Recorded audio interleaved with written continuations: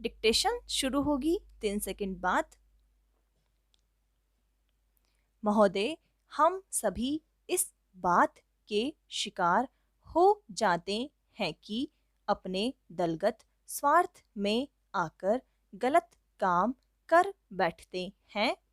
कभी भाषा और कभी किसी प्रदेश के स्वार्थ में ऐसे प्रश्न उठते हैं जो हमारे राष्ट्र की एकता को कमजोर करते हैं।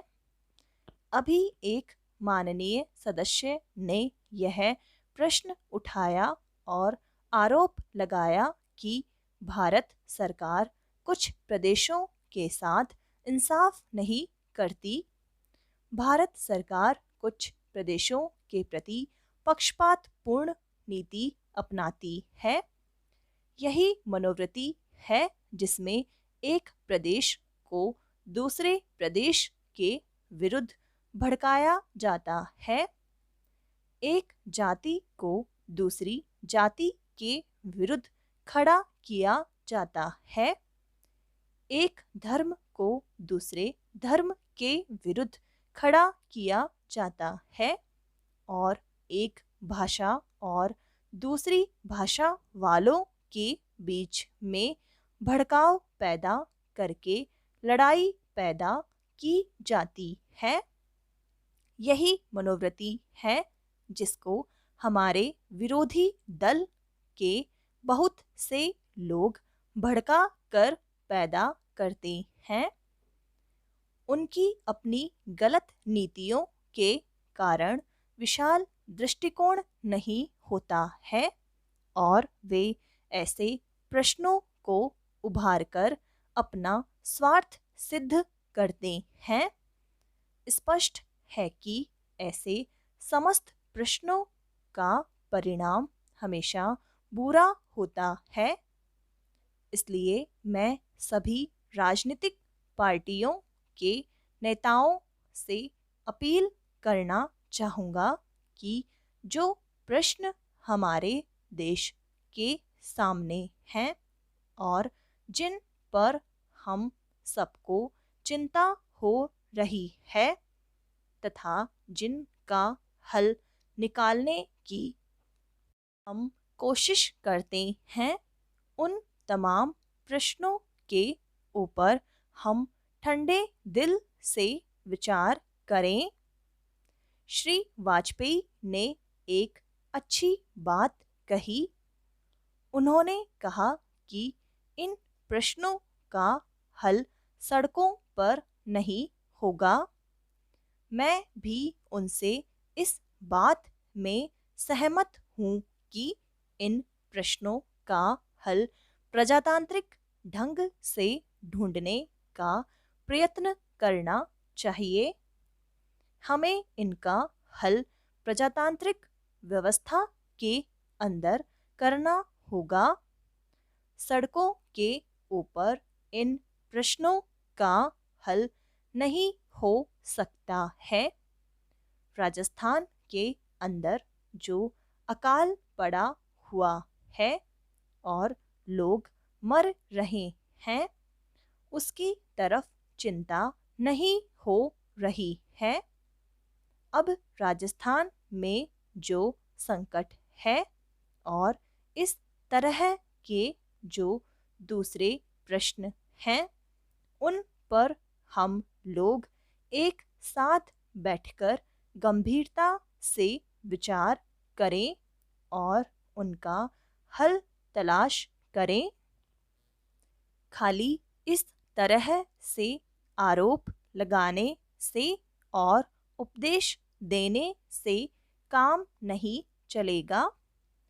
इस देश के अंदर बंगाल में बाढ़ से जनता पीड़ित हो रही थी और उसको अनाज, कपड़ा और जीवन की रोजमर्रा की आवश्यक सामग्री भेजने की कोशिश हो रही थी। महोदय, उस जमाने में रेलवे कर्मचारियों को भड़का करके हड़ताल करना और फलस्वरूप एक ऐसी व्यवस्था पैदा करना जिसके कारण बंगाल के पीड़ित लोगों की सहायता न की जा सकी उचित कार्य था। लेकिन यह कार्य मेरे घर के भाइयों ने किया था। मेरा कहना है कि केवल उपदेश से काम नहीं चलता है। जब ऐसे प्रश्न आए तो उपदेशात्मक भाषाओं में ही फंस कर न रहा जाए, बल्कि आवश्यकता है कि ऐसे प्रश्नों पर सारे राजनीतिक दल देशहित को ध्यान में रखते हुए संजीदगी से विचार करें और उन सबका हल तलाश करें। आज श्री वाजपेयी ने प्रधानमंत्री पर कुछ आक्षेप किए।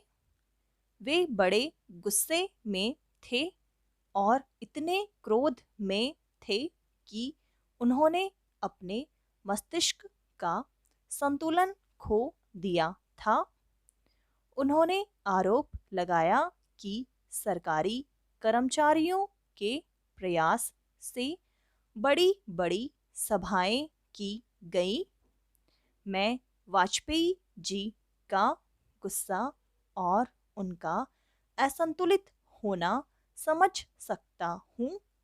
उन्होंने यह भी कहा कि प्रधानमंत्री जी ने इन चुनावों के बीच अपने भाषणों में जनमानस को ऊपर उठाने की कोशिश नहीं की, मूलभूत प्रश्नों को देश के सामने रखने की कोशिश नहीं की और आज जो राष्ट्रीय दिक्कतें और परेशानियां हैं, उन पर जनता को शिक्षित करने की कोशिश नहीं की।